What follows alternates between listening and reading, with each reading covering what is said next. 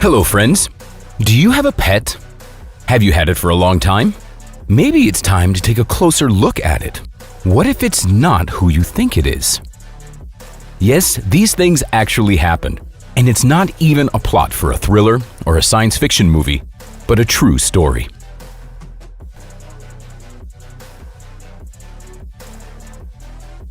A resident of China, Su Mu, had long wanted to get a pet. One day, he was returning home from work and he saw a cute dog being sold on the side of the road. Su Mu decided to buy the dog. But who could have thought that it would take the man 2 years to realize that his pet wasn't a dog at all? Su Mu brought the puppy home and started taking care of it like he would do with a regular dog. They became very close friends and understood each other without words. The dog loved playing with the man. The man wasn't the least bit fazed by the fact that his pet dog didn't bark or wag its tail. Actually, it didn't behave like a dog at all. Su Mu only realized that something was off when his pet continued to grow way past its expected size. Soon, the animal was already heavier than the owner. Moreover, it looked less and less like a mastiff with each passing day. According to Su Mu, he started suspecting that his pet might not be a dog a long time ago, but it was only recently that he finally admitted to his mistake. The Su Mu family treated the animal well. It was fed fruit, it especially liked watermelons, and broth or noodles.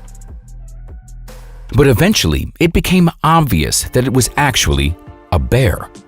They had to part with the pet, although the owners didn't make this decision right away. At first, it looked like a small Tibetan Mastiff, and when I brought it home, it still looked like a Tibetan Mastiff.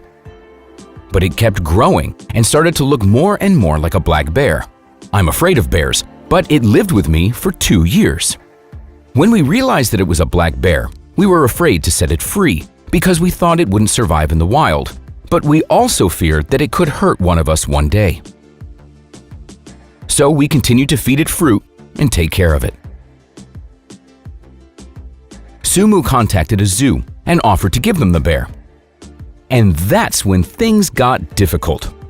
The administration of the zoo asked for the bear's birth certificate, which Su Mu didn't have. After reading the materials provided by the Environmental Service, the bear's owner realized that the domestication of wild animals was against the law. The man had to contact the District Forest Protection Bureau for them to draw up all the necessary documents for the animal so it could be finally taken away.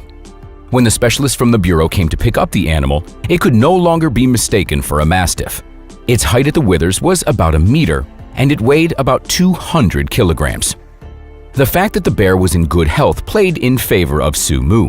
The specialist didn't find any scars from wounds or any signs of disease. Otherwise, Su Mu would have to answer for that as well. The bear was given some sleeping pills and removed from the house. It was moved to the Wildlife Protection Center, where it would be observed for some time before being released into the wild or transferred to the zoo as Su Mu had planned. We hope that the bear will get used to the wild and live its happy wild life in freedom.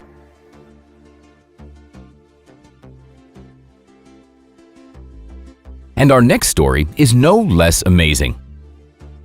An Australian woman woke up on Sunday to some whimpering in the bushes in her backyard. As you know, many endemic animals can be found on this continent. For instance, there are a lot of kangaroos in Victoria, a state in the southeast. The woman thought it could be one of them. However, having stepped onto the porch, the woman saw a puppy. It was very cute and unusually fluffy. At first, the woman thought that someone must have lost their dog, so she decided not to touch it. But when no one came looking for it, she took the animal inside. A few hours later, the woman started suspecting that the animal might actually not be a dog at all. So she turned to Facebook for help, asking people what kind of adorable animal it was. Netizens got suspicious of the animal. Many of them believed that it wasn't a regular domestic dog. Some claimed that it was a fox, while others were sure that it was a dingo, an Australian predatory dog. The woman took the puppy to a vet, and they confirmed that it really was a dingo. The children wanted to keep the cute creature, But the mother didn't let the wild animal stay at their house, although the puppy didn't seem to be the least bit afraid of people and was very calm. Veterinarian Rebecca Day, who was the one to give the puppy its initial examination, said that the animal was completely healthy. How did the dingo puppy end up in the backyard? The vet had an idea about that too. Rebecca said that she noticed scratches on the puppy's back. They were most likely marks left by the talons of a bird of prey. It probably stole the puppy from its family and planned to feed on it, but something must have gone wrong. So, what happened after the visit to the vet? Upon learning of the dingo puppy, Rebecca was contacted by Lynn Watson, director of the Australian Dingo Foundation. She said that she was ready to take the puppy into her care and asked the vet to send its genetic samples to the University of New South Wales for testing. The fact is that dingoes and domestic dogs interbreed easily, and wild populations of dingoes are highly hybridized. The exception is populations living in Australian national parks and other protected areas. Therefore, it was important to recognize this puppy as a purebred or a hybrid. Now the puppy's name is Wendy, and it lives with other dingoes in a specialized place. The test took 6 to 8 weeks, but the results finally showed that Wendy was a purebred dingo. The foundation team was delighted. Wendy will now become an important part of their breeding program, which includes about 40 adult dingoes. After all, one of the tasks of the foundation is the preservation of purebred dingoes. Moreover, Wendy belongs to an endangered species of mountain dingoes. As Lynn Watson said, mountain dingoes are the organization's biggest concern because they live where 80% of the Australian population lives and are close to extinction. That's why Wendy is so important to the preservation of the species. Meanwhile, the puppy has grown up, and now no bird of prey will be able to drag it away.